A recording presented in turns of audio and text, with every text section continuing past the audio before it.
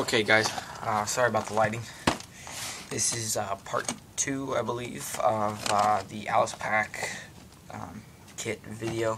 First part I showed you what's in these outside pouches. Now I'm going to show you what's inside the pack and on the frame. So first we'll go inside the pack. Just going to release these straps here. I really like these straps. Aside from the fact that they don't attach, I don't like that. I wish these the straps that held the top of the pack on were detachable, but our military didn't want us to have detachable straps apparently. So push these off to the side, open this bad boy up.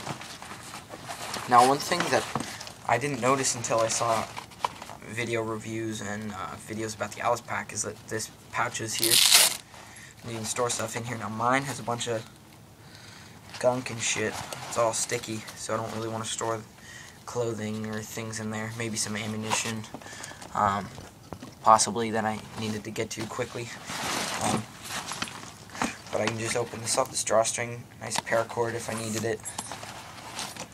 And then these, I have these right here are the Alice attachments. So first thing I have in here is I have a down jacket that just folds up really small. It's camo. So that's the first thing I have in here. Second thing I have is my this is a 10-liter dry bag. It's a Black Canyon dry bag by Sea Line. I've had it forever and I can use it. That's why I got this strap on here, this rope. I can use it as kind of a haversack, or to put food up in a tree or whatever. So next thing I have is my emergency blanket, basically a tarp. It actually works really well as a tarp because of its waterproofness, and then also, or ground cloth, also the mylar. So any body heat you lose if you have if you have it as a lean-to, any body heat that you lose gets pushed back down onto you, or if you're using this as a ground tarp, any body heat that you're losing to, I believe, conduction, is going to help to shoot that back up towards you. So I just got it all folded up. Next thing I got is a Mayday emergency food rations. This pack could easily be used in this configuration as a bug-out pack. All I need to do is throw in some ammunition. Even if I didn't throw any ammunition in, it still is a viable pack to grab and get out of the house with. This is Coast Guard approved. It's got a 5-year shelf life. It's good from June 09 to June 14, so I gotta eat this in this year. I'm gonna eat this on this trip though, probably. If I don't get anything. There's the dog here. Dog. Go sit down. Now I got my MSR Seagull pot. I believe this is 1.1 liters or 1.2 liters, I'm not sure. Pound of rice. And that's all I keep in here. Just keep it nice locked up. I really don't keep much in this pouch. In this main pouch, that's actually all that's in the main pouch. And then if you can see in here, sorry about the lighting guys, but if you can see this, there's another little pouch in here that I keep some equipment in. I can't open that up for you anymore, but what I keep in here is my clothing primarily, aside from that down jacket. So the first thing I have in here is a pair of these are from Cabela's. They're brush camo. I don't know. They're mossy oak. I think just mossy oak brush. Work really well in the environment that I'm in. So these are my extra pair of pants. I usually go out in a pair of jeans, some heavy-duty Wrangler jeans. But this is my backup, or if I'm going hunting, I can switch out into these.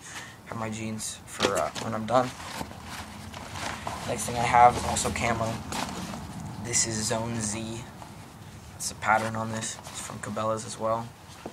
I'll show you guys this. If you guys can see that Zone Z. It's also just pretty much brush, rocky-ish. Works really well in my environment. Now I'll get to the frame part of this. I love the metal frame for a couple of different reasons. One is the storage. You don't really need to use a quiver on this, or if you've seen Dave Canterbury's video, he takes a piece of PVC and either uses wire to lash it down, or rope, or whatever he uses, and lashes that down and uses that as a quiver. What I've done, or I'll get to, one thing I like about it a lot is if I'm making a river crossing, I have these straps right here. All I got to do is pop this and pull, and it attaches. Same thing on the other side. Pop and pull, and then I'm free from the back. If I got weighed down, if I was underwater, whatever. If I'm in a situation where I need to get out of the pack, you know, I'm gonna die if I'm still in this pack. It's gonna weigh me down. I'm gonna drown. I can get out of that, and then these bottom things are pretty easy to open. Just an easy pop. If I had to break it, I could break it pretty easily. It's just plastic. But that's one thing that I like, and I had to open that up for you guys to see this. So what I have here is I have my hatchet, my axe, which is a Fisker's, and I've got it just lashed down to part of the metal frame, and then it's resting on this skeletonized bottom. If you guys can see that right there. And I also have my cold steel Samburu spear. All the parts are lashed together with one lashing. Then they're lashed. I don't know how well you guys can see this. And they're lashed to the frame individually, and then they're also resting on the shelf. Altogether, this pack weighs 22 pounds without my bag, my sleeping bag on it.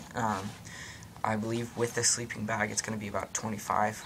My sleeping bag is pretty light, and then my sleeping bag will just go down. If you guys can see this rope hanging down right here, the black and white rope, it's just going to hang down there right underneath it. And I attach it up onto the pack so it hangs, so it doesn't hit my butt. So if I have to run or whatever, it's not going to get in the way of anything. So that's my Alice pack. That's how I'm going to run it later this week. Thanks for watching, guys. I'll take you guys along with me. Thanks.